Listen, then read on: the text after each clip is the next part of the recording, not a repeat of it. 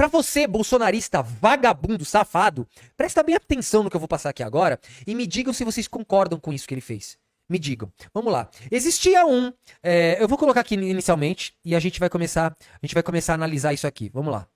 Porque isso se refletiu e o pastor e deputado federal Silas Câmara foi um ombro amigo que Deus enviou através de vocês para que eu pudesse chegar onde eu cheguei. Então, meu muito obrigado, deputado pastor Silas Câmara. O que acontece? Isso aí são palavras dentro de uma igreja do ministro André Mendonça agradecendo o pastor Silas Câmara.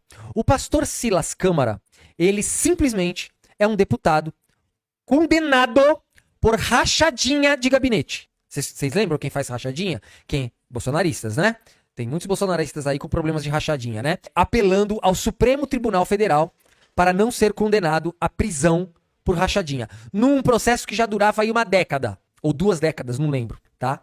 E o que acontece? Esse vídeo aqui mostra que o ministro André Mendonça tinha uma afinidade pessoal com Silas Câmara. Ou seja, ele nem poderia julgar nada do Silas Câmara. O que ele fez? Ele não só julgou o caso do Silas Câmara, como ele pediu vistas para prescrever. E olha só o que deu, eu vou mostrar para vocês aqui. Uma vez definido pelo Supremo a incidência do artigo 28A aos processos em curso e adotando a analogia que já foi feita no caso ao qual eu me referi, em tese, a Procuradoria-Geral da República poderá tratar também na mesma direção. E, nesse sentido, até uma preocupação, não só nesse caso, mas até daquilo que foi falado ontem em reunião com o presidente eleito, uma política de desencarceramento, uma redução de litigiosidade em casos penais. Eu nem vou me estender no fato de eu estudar esses acordos há mais de 10 anos e defendo a implantação dessa sistemática no direito brasileiro. Fiz isso, inclusive, nos acordos de leniência.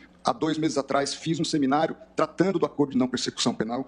Então, eu peço vista dos autos, senhora presidente, até para... O eminente relator tem alguma manifestação? Porque esse processo veio, né, nós incluímos em pauta em função de não deixarmos ocorrer a prescrição sem julgamento, né, que vai acontecer nos próximos dias. Registro, perdão, é importante, presidente. A prescrição está em vias de ocorrer nos primeiros dias de dezembro, me deixe dizer com precisão. Que a lembrança que eu tenho é 1º ou 2 de dezembro. Isso, né? isso. A pena em concreto, a proposta por mim, endossada pelo ministro Fachin, estaria prescrita a partir do dia 2 de dezembro. Não só. Olha isso, olha isso. O pastor Silas Câmara, né, amigo pessoal de André Mendonça, iria ser condenado, tá, com pena de prisão e multa, por esquema de rachadinha, né, desvio de dinheiro público. Aí, o André Mendonça, no meio do julgamento, ele pediu vista, sendo que o negócio ia prescrever se eles não julgassem aquilo até dia 2 de dezembro, com o pedido de vistas do próprio André Mendonça, que é amigo do réu, amigo pessoal. Eu mostrei o vídeo e vou mostrar de novo o vídeo do vínculo de amizade, do nível de amizade que ele tem com o cara. Ele deixou ir até o último momento, olha só. E os ministros estão aqui justamente explicando, tá, sobre a prescrição, falando: André, você não vai devolver o assunto porque vai prescrever dia 2. Você tem que devolver pra gente julgar. Senão, o cara não será condenado. Por prescrição. O cara é amigo pessoal do André Mendonça. Vamos ocorrer a prescrição sem julgamento. A proposta por mim, endossada pelo ministro Fachin, estaria prescrita a partir do dia 2 de dezembro. Não só a questão da prescrição, mas a segunda turma e a primeira tem posições diversas em relação ao acordo de não persecução penal. Mas pouco importa isso, com todo respeito, ministro André, porque o artigo 28A é muito claro. Independentemente da posição que o plenário tomasse, até o oferecimento da denúncia ou até o trânsito em julgado. Pouco importa pelo seguinte: só cabe acordo de não persecução penal se o investigado tiver confessado formal e circunstancialmente a prática da infração penal. O réu aqui, em todas as etapas, ele não confessa. O réu, em todas as etapas, ele se diz inocente.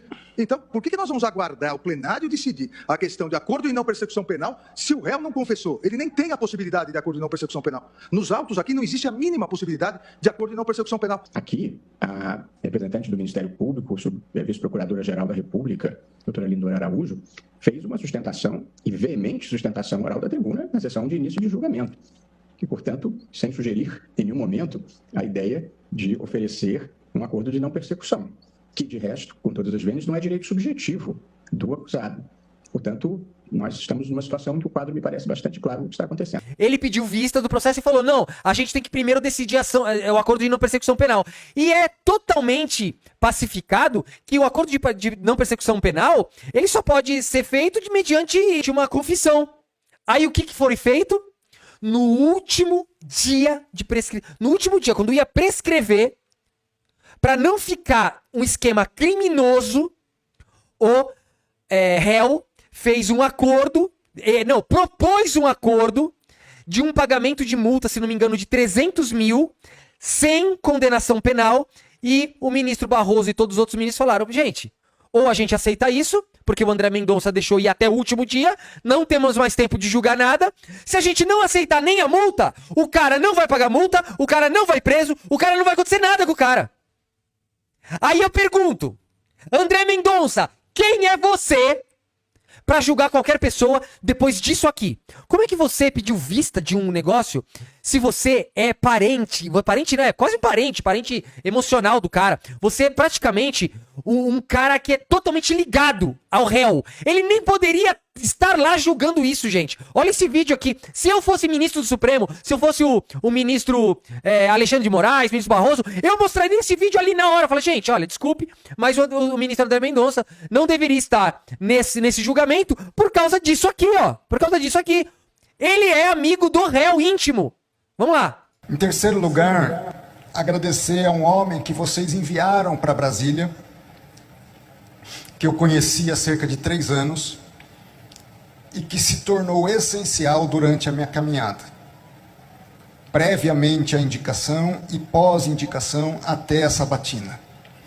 Eu estava lendo o relatório dos irmãos da igreja e vendo que há um ministério específico aqui que trata das questões políticas da igreja.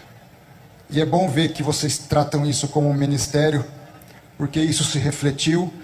E o pastor e deputado federal Silas Câmara foi um ombro amigo que Deus enviou através de vocês para que eu pudesse chegar onde eu cheguei. Então, meu muito obrigado, deputado pastor Silas Câmara. Gente, esse é o ministro do Supremo que tinha acabado de entrar. Ele acabou de entrar no STF e ele estava agradecendo o Silas Câmara.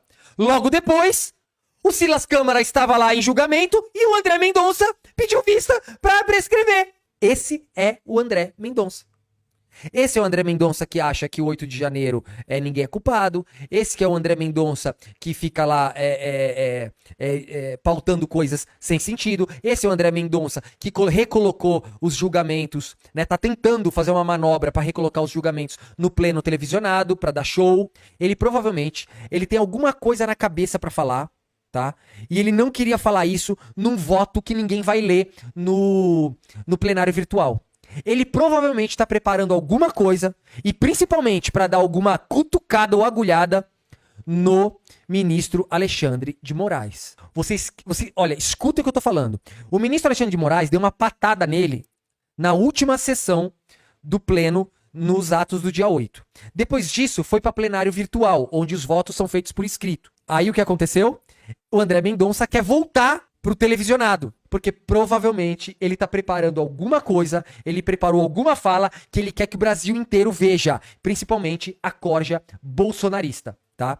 Provavelmente é isso. Escuta o que eu tô falando e eu vou deixar isso aqui gravado depois e eu vou cortar isso aqui e no dia que ele for lá e tiver o plenário, se tiver o plenário virtual de novo, vocês vão ver que ele vai arrumar uma treta lá, vai falar alguma coisa e vai cutucar o Alexandre de Moraes. Escuta o que eu tô falando pra vocês, é por isso que ele quer voltar para o pleno, tá bom? E o André Mendonça já fez uso totalmente absurdo do STF para liberar um amiguinho dele, e eu provei aqui que o cara é amiguinho dele mesmo, desse ex-deputado aí, que confessou todos os seus crimes para fazer um acordo bem mais baixo do que ele seria condenado no STF, tá?